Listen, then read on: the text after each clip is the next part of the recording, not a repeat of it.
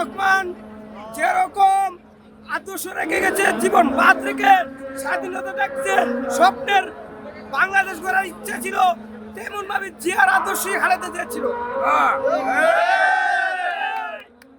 তেমনি ভাবে খালেদা জিয়া তিনবারের প্রধানমন্ত্রী, গরিব শ্রমিকের প্রত্যেকটা আশা সেই খালেদা জিয়া পূর্ণ করছে। তেমনি ভাবে খালেদা জিয়া স্বৈরাচারে 17 বছর তাকে জেল জুলুম নির্যাতন মেডিসিন খাওয়ায়া তার সামনে আরাফাত আকবর কুকুকে নির্যাতন করতে মেরে ফেলছে, তারেক রহমানকে নির্যাতন করতে তার মেরুদণ্ড ভাঙ্গা, এবং তারেক রহমান বিদেশে চিকিৎসা, জনগণের দোয়া, আল্লাহর রহমতে তারেক রহমান বাঁচায় আছে।